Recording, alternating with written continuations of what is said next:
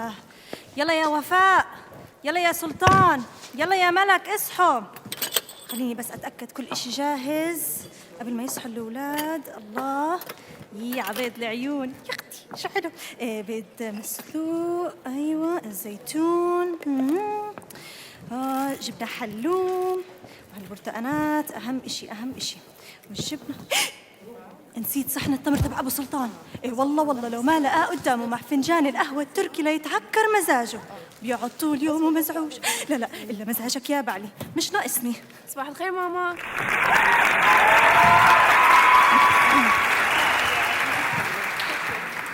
صباح الخير يا وفاء، وينك؟ مش كان المفروض تساعديني بعمايل الفطور؟ كنت بصلي يا ماما. وفاء، حبكت الصلاة هلا؟ الفجر لساعة مأذن. ماما هلا تمشيش من أول الصباح، أصبحنا وأصبح الملك لله. إيه خلص، المهم كويتي دشداشة أخوكي مريول أختك؟ ملك بتكوي لحالها وكويت دشتاشة سلطان، معنا عن جد بلا فايدة، يعني دائما بجاي لك على طول. طيب ماشي مش مشكلة. صحتيهم لأختك ولا لسه؟ لا ما صحتهم. وإيش مستنية؟ يدوبهم يفطروا يطلعوا مدارسهم. يا ماما وفي حد بفطر زين الصبح؟ بيض ومرتديلا وتغميس على 6 الصبح، يعني من شو بشكل كورن فليكس بالله. إيه ما أتقل دمك ساير أنتي. روحي صحي أختك بقول لك. حاضر.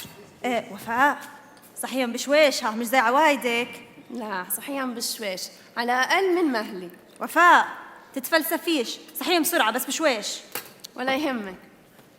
سلطان حبيبي يا سلطان، قوم يا أخي العزيز. وانت يا ملك يلا قومي. طيب بس 5 دقايق.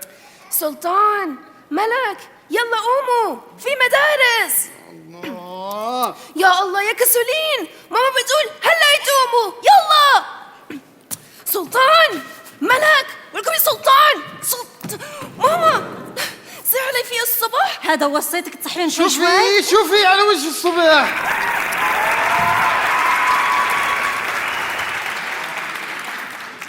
لا ولا شي حبيبي، بس ما بدي اياكم تتاخروا على المدرسه. يا جهابذه انتو. يا الله ما أزنخ دمك. ايه حد سلطان. نورية. سلطان عيب تقولش هيك. ماما احكي له. يا ماما مش شايفة؟ طلع الزناخة بتشرشر. ماما ما اختلفناش على هيك، بس تقولش نورية عيب. شو ما اختلفناش على زنخه؟ انا مش زنخه. تقيل الدم سئيلة. ماما قولي له يحترمني، انا اختي الكبيره. طب بلا فلسفة، كويتي الدشداشة؟ معلق جوا.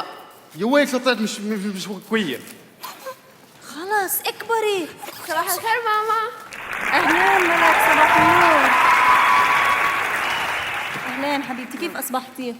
الحمد لله، بس في وحده مزعجه صحتنا. انا في هيك الواحد بصحي؟ في الساعه في الصبح شو اعمل لكم؟ خلص انتوا وياه نائر ونقير هيك على الصبح. كل يوم صبح هيك بتصيح هيك خلاص. يعني شو هذا؟ ماما طلعي، هاي مكوية، هاي مكوية. حبيبي المرة الجاي انت كوي اذا مش عاجبك كوي. وانت شو فايتك في البيت؟ مزهرية حاطينك؟ ايه خلاص انتوا وياه. خلاص هات شو هات. بدي اكل بس عشان تسالوني. خلص كلي. عشان ضلك تنصحي مش هيك قد ايه انا صحانه. كلي إيه، خلاص انتوا وياه. هي ابوكوا جاي، تعرفوا بحبش الازعاج على الصبح ولا نفس.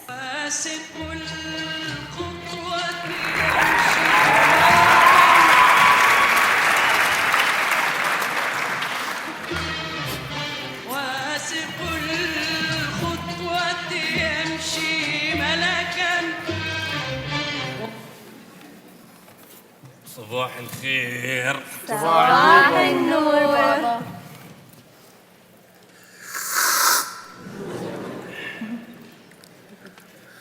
كيف حالك يا وفاء وكيف الجامعة؟ الحمد لله بابا منيحة. عملتي فوتوكوبي للكتب؟ وبعتهم لصحباتي كمان. كويس. وانت يا سلطان عندك صرت ثانوي ها، بطل المزح، بدي تشد حيلك. حاضر بابا حاضر. اختك عم تدرس عشان تصير دكتورة، يعني انت اقل اشي مهندس. حاضر بابا حاضر. تقوليش بزنس ولا اعلام ولا هالحكي الفاضي، واهم شيء مش مدرس. حاضر بابا. وانت يا ملك بابا. لسه صاحباتك بتمسخروا عليك لانك اطول وحده بالصف؟ بس عم بحاول انه اطنش. طنش بكره بيطولوا وبصيروا زي الزرافات. إن شاء الله يا رب. مين بيتصل على وجهها الصبح؟ السلام عليكم. أهلين أبو محمد، صباح النور، كيف حالك؟ تمام الحمد لله، كيف حالك أنت؟ إيش الأخبار؟ كيف المدام؟ طب كيف حالك أنت؟ إيش؟ لا يا زلمة، عن جد عم تحكي؟ لا حول ولا قوة إلا بالله. الله يسم بدنك على الخبرية يا شيخ. يلا يا سيدي العوض بأولاده، هيهم كبار وبتحملوا المسؤولية إن شاء الله. أهلين أبو محمد، أهلين أهلين، الله يسم بدنك، أهلين. مع السلامة، أهلين. خير يا أبو سلطان، إيش فيه؟ إنا لله وإنا إليه راجعون. لا حول ولا قوة إلا بالله، إيش فيه يا زلمة؟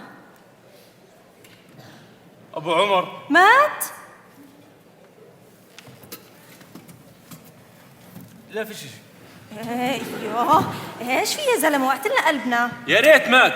أبو عمر فنشوه من شغله وهو مدرس زيي وخايف يجي علي الدور.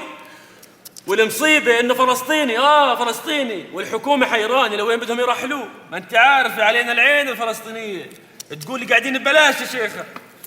استغفر الله يا ربي عنه. إلا بالله على الصباح. بابا، هو أنا عارفة إنه الوقت مش مناسب، بس قصة الجامعة أجا موعده، وهديك المرة تأخرت وأعطوني تحذير. إيش؟ قصة الجامعة. والله الأيام تجري جراي. والله. خلص، أنا بدي أدبر لك إياهم، ولا يهمك يا دكتورتنا أنت، يعني أنت شهادتك أهم شيء بالعيلة، ما أنت فاهم؟ الله يخليك فوق راسنا يا بابا. الله يرضى يلا يا عليك. حلوين، يا دوب أنا هلا أوصلهم على المدرسة وألحق محاضرتي. يلا على يلا. السيارة. أمهلكم مع على الطريق. بابا. شغبش في ديري الصف يا بالك. سلطان. باي بابا. الله معك يا سلطان. مع السلامة ماما. عمهلك وانت بتسوقي، سكروا الباب وراكم. مع السلامة. الله معكم. يا ام سلطان، بدك إشي اليوم من برا وأنا راجع؟ لا بس حطعت دروس خصوصي اليوم. إيش؟ لا، ما فيش دروس خصوصي. العالم بطلت تهتم بمادة العربي زي زمان. هالجيل وهالزمن خربان.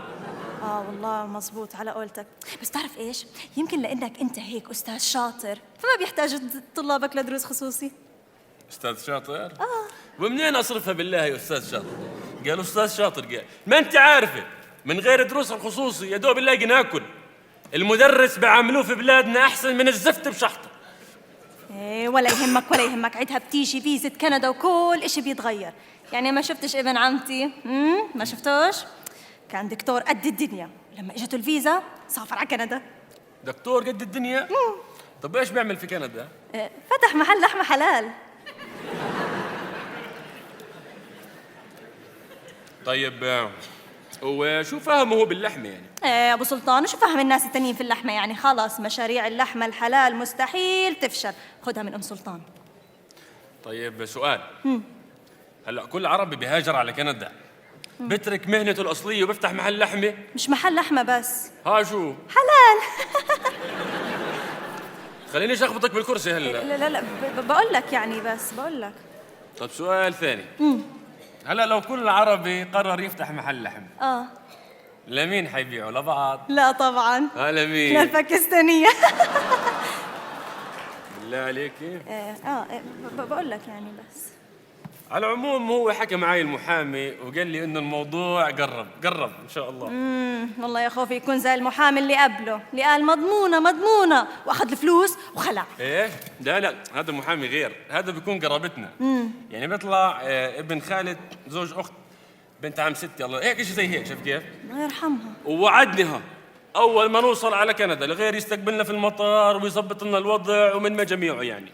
بس ادعي انت تيجي هالفيزا، ادعي يا شيخ. ان شاء الله يا ابو سلطان، يعني من تمك لباب السما، ما انش نطلع من هالبهدله والقلق الدايم، يفنشوك ولا ما يفنشوك، الكفيل راضي عنك ولا لا، وحسك عينك يا ابو سلطان. اذا بالغلط انتقدت شي مسؤول، يعني بتكون فتحت على راسك طاقة جهنم. مشكله إلها بدايه ما إلها نهايه. أما الأجنبي الأجنبي يا حبيبي شعره الأشقر وعينيه الزرق بيخلوه ملك في هالبلاد ولو كان بيسواش بصلة ببلده. بس يا ام سلطان الحيطان إلها أذنين الحيطان. ما هو شو اسمنا إخوة عرب؟ والله يا أبو سلطان الإخوة بيتخانقوا وبتصالحوا بس إحنا بنقضيها خناقات. ولك بس اسكتي خلص. طب خلص يعني إيش ناوي تساوي؟ مستحيل أفتح محل لحم. أبو سلطان الكرشاوي أكبر من هيك بكثير. أنا مدرس لغة عربية من الطراز الأول. طب إيش حتساوي معناتها؟ سواق تاكسي. سواق تاكسي؟ سواق تاكسي. ما سمعتيش أبو محمد لما كان يحكي عن ابن أخته بيقول لك شغال وبطلع بلاوي هناك. تكاسي هناك غير عن هون. شايف كيف؟ تكاسي كندا بالإنجليزي يعني بتطلع أغلى ركوبية. يعني الطو دولار. طو فيها بركة. طو هيك قلت؟ خلص. على العموم اليوم جاي موجه العربي. شايف كيف؟ وما بديش أتأخر على المدرسة مع إنه والله ما إلي نفس أشوف خلقة هالطلاب. ما إذن أخدمهم يا شيخ. يلا السلام عليكم. طب كنت أحكيك موضوع مهم. تأخرت. بقول لك موضوع إيش لوفاء عريس. إيش؟ أجل وفاء عريس؟ أخيراً ابن عمها عقل وفهم إنه ما في زي بنت عمه وإنه لازم يحاول مرة واثنين وثلاثة عشان يتوافق. بنت أبو سلطان الكرشاوي ما بتروح إلا لكرشاوي آخر.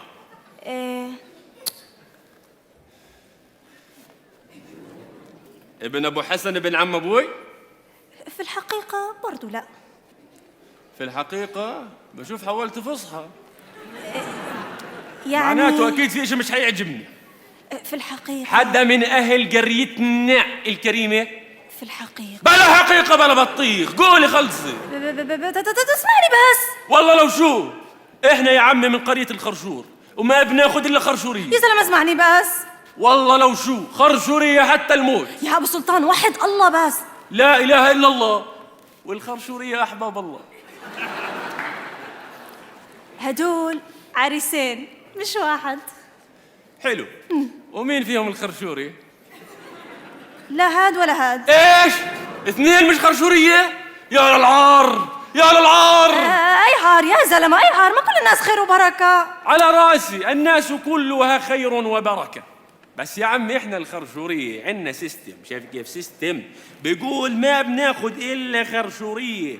كم مرة بدي افهمك الحكي انا. وانا كيف ناسبتني وانا زلحفية ها؟ هذا موضوع يختلف. الخرشوري لما يتزوج بغير خرشورية بسيطة الأولاد خراويش صغار. أما لو خدي بالك أما لو خرشورية تزوجت بغير خرشوري ضاع النسب وضاعت العائلة. استغفر ربك يا شيخ استغفر ربك. طب اسمعني بس. ايش هلا؟ هاد بيكون ابن الشيخ النهاش. ايش؟ الشيخ النهاش تبع وزارة ايوه. طيب وفاء بتعرف؟ بس مش عاجبها الوضع.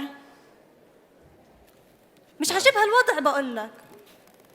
طب هو شو عرفه ببنتنا اصلا؟ ما نحكي لك الموضوع ما فيه. هاد يا سيدي وفاء طلعت بتروح مع بنته الكبيرة على الجامعة. حلو. واخوها الكبير لا هذا النهاش نعم. لما شاف وفاء اعجب فيها في اخلاقها. يعني اعجب فيها. شفت كيف بنتي هاي وفاء انا عارفة. وحكى لامه فحكت لي. طيب ووفاء تعرف؟ بس مش عاجبها الوضع عم بقول لك. وليش ما عجبها الوضع؟ ما هو مش خرشوري. طز بالله. حلوة هاي. قال مش خرشوري. قال حلو نقول له. قال ايش انت مش خرشوري؟ حلو برضه حلوة كمان. بدك نقول له انه مش خرشوري؟ من كل عقلك ابن الشيخ قصد النهاش. بتقولي لي خرشوري؟ مين خرشوري؟ الله العظيم قال خرشوري. قال قولي له بدي اياه انا بدي اشوفه هذا الزلمه. طب خلص يعني بس انا اضطريت اعتذر لها يعني. ليش تعتذري لها ليش؟ ما هو فاهم عارضة بالشدة يعني مش عاجبها الوضع أبداً. وبتقول لك بدهاش من هون يعني هم غير وأطباعهم غير. وبعدين بيني وبينك أنا كمان ما بدي. وليش ما بدك؟ ما بدي يعني ما بدي خلاص. اخ بس لو زبطت هالزيجه كنا لغينا كل سفريه كندا باللي فيها. على العموم انا تاخرت، يلا مع لا لا ما السلامه. قلت لك في عريس تاني. مين بده يكون؟ كوفي عنان يعني؟ لا لا لا لا لا شوفي عنها انت كمان. هاد بيكون زميل وفاء بكلية الطب، بده شوية وبخلص. وشو مدى علاقتهم ببعض هدول؟ ايه علاقة يا زلمة، بقول لك يعني زمايل يعني زمايل في الجامعة وهيك. يعني الشاب أعجب فيها وفي أخلاقها، ويعني حب يتقدم لها ويحجزها قبل ما ياخدها غيره. وفاء شو رأيها بالموضوع؟ ما هو أكيد صراحة في الموضوع عشان يوصل لك، وأنا كالعادة آخر من يعلم. لا لا لا يا أبو سلطان، لا يا شو هالحكي؟ يعني هو يدوب لمحلها وهي إجت حكت لي. يعني شكله آدمي، يعني بده يدق البيت من بابه. يعني شكله ابن حلال وعلى خلق ودين طيب خلص. من وين هذا الشاب؟ ما هي شوي معضلة. معضلة؟ هم من فلسطينية الأردن، من قرية اسمها إيش يا أم سلطان؟ الطبلية. من الطبلية؟ وهذا طب العراس بسيدي. وأبوه وين بيشتغل أبوه؟ عشان نسأل عليه يعني بس. هذا يا سيدي طلع أبوه كان يشتغل في الحكومة زيك هيك، بس لما فنشوا بعيد الشر عنك يعني اضطر العيلة يعني اضطروا يرجعوا على الأردن، وضل الولد هون عشان تحويل الطب صعب يعني، وشكله آدمي وعلى خلق ودين وابن حلال، فأعطيه فرصة يعني. خلاص بس. أهله هون عشان يخطبوا له؟ في الحقيقة يعني مش هون، يعني حيجي يخطب بطوله. حلوة بحقي هاي، أنا حلوة بحقي. أما سلامة قيمتك يا أبو سلطان، أنا تيجي تاخد فكرة عنه، إن عجبك كان بها، وإن ما عجبك كان بها. لنشوف آخريتها معاكم. على نرفض ابن الشيخ النهاش اللي فيه يفنش ويوظف، ونقبل بواحد مفنش اوريدي. يلا نصيب. يعني موافق إنه يجي؟ حلو، عشان بعرفك عاقل يا أبو سلطان، قلت لها تقول له يجي اليوم الساعة 7 المساء. بشوف قويان عودك وصارت تتخذي قرارات على كيفك. بس ما بيتنفذوا إلا بعد الختم النسر تبعك يا جوزي. ختم الأرنب وانت الصادقة. السلام عليكم. الله معك، الله يفتحها بوجهك، الله معك يا أبو سلطان.